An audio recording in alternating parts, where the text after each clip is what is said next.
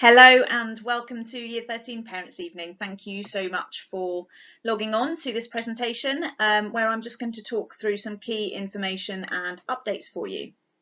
I'd like to start off by saying thank you to all parents and carers because I realise that we're currently in a time where lots of things are converging and students are having to make some rather crucial decisions in terms of their next steps as well as the work piling up.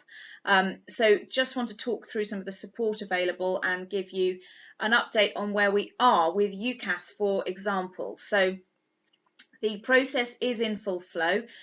We have got 86 applications that are well underway, but that does mean that 45 students haven't yet started a UCAS application. Now we know that not all students wish to go to university, but there are apprenticeship routes and conservatoire routes available through the UCAS site now. So we do recommend that all students open a UCAS application and progress one, just so they can keep that door open. We know that ex-students that come back once they've left do struggle with trying to put that application through when they haven't got the immediate support of the college with that process. So if your child is intending to apply to UCAS, then we would ask that they really make sure they focus their efforts in the next couple of weeks on processing that application. We have 16 that have gone, and those students are already receiving offers, so it will happen quite quickly once the application has gone through. If there are any students that are struggling a little bit to think through what they want their next steps to be, then they might want to, as well as speaking to me or Mr. Powell, speak to Liz Ponsford, who's our careers advisor, and she's available to Year 13 students to have one-to-one career advice appointments. So if they would like to do that, please let them ask them to pop and see us or their tutors, and we can organise that really, really quickly. So in terms of time available for making sure that these applications are going through, every Monday to Wednesday tutorial, so that's 25 minutes, half an hour, is dedicated supported time for students processing those, progressing those applications, and also every Friday tutorial currently is devoted to supporting students through that process. So they do have the time available. It will take more time than that, but it's worth putting the time and effort into it now so that that can be out the way and students can focus on their study. Some students may be thinking about gap years. Mr. Powell recently did an assembly on that. It was on Monday, to think about the difference between a gap year, which might be no plan, and a gap year, which might be really, really productive and useful. We would still recommend that you put a UCAS application through, because you can simply tick the defer box, and that means that you're in the system.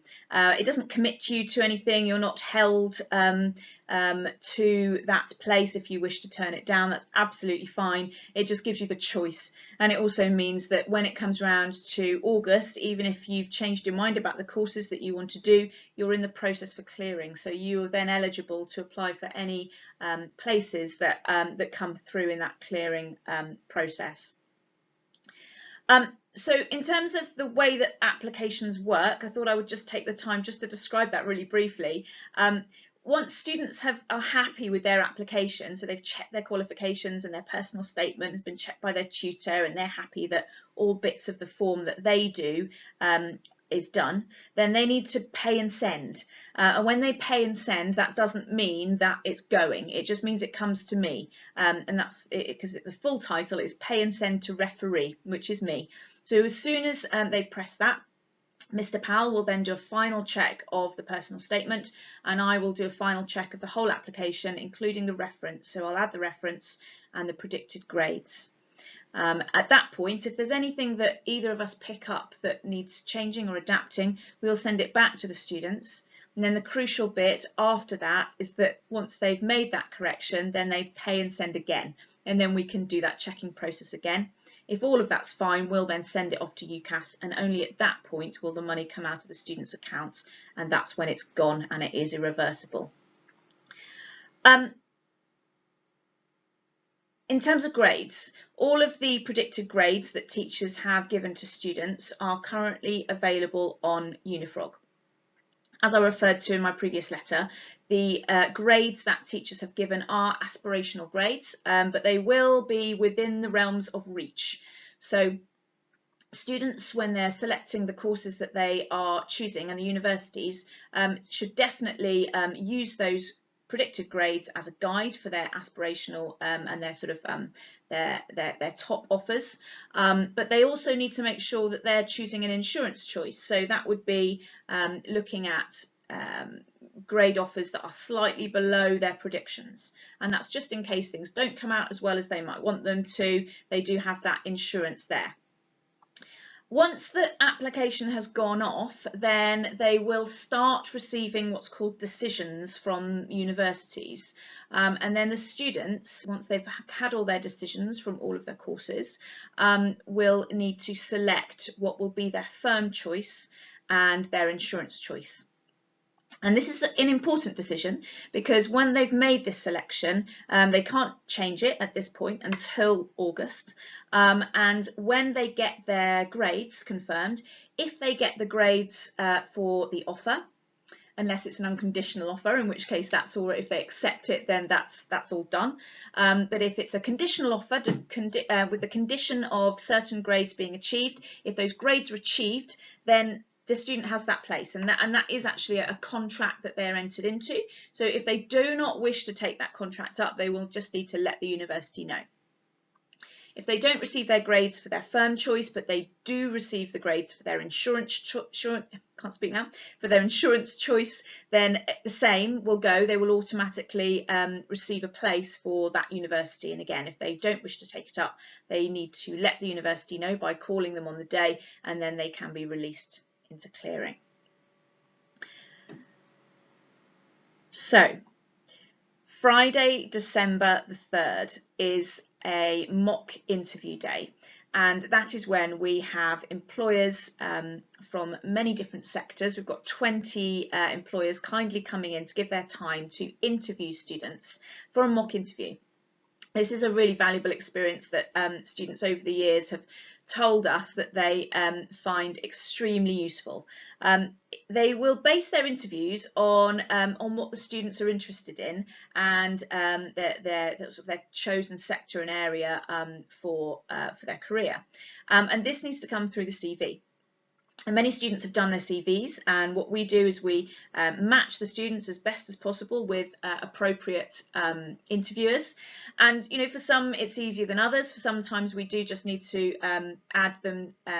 pair them up with an interviewer that might not be from the sort of sector they're interested in, but might be an appropriate person to give them a challenging and useful interview experience. We give the interviewers the CVs, and they take it very seriously. They will prepare for that interview so that they can make it relevant and as useful for the student as possible. So it's problematic if students haven't written CVs. And we do understand that with a lot of things, a lot of priorities that the students may have with their studies, the CVs in some cases tend to fall by the wayside, but it's really important. Again, if you could speak to your children about whether they have completed those CVs on Unifrog, then that would be much appreciated so that they can really make the most out of that interview experience. And finally, I just wanted to talk to you about the study support sessions that we are putting on and colleagues are putting on after college here in the sixth form. On the next slide, you'll see the details of all the support sessions that are available from subject specialists. And we have now put back on the tea and cookies. They were popular last year, so that students can come and grab a cup of tea and a cookie to help with that brain power and take it along to their study support session. So please do come along. Many students are coming along and just using that on Monday, Tuesday or Wednesday as a time to make sure they are getting some revision in. That is all from me. Thank you very much for joining, and I hope that you have some good conversations, really useful conversations with teachers on Thursday evening. please do remember that the appointments are 8 minutes long, and they will automatically end. So that's not teachers being rude and ending them, it's just that's when the slot will finish. And if you do need a longer conversation, it's absolutely fine to drop us a line, drop us an email, and we can organise for you to have a longer conversation with that member of staff. Thank you ever so much for your support as ever.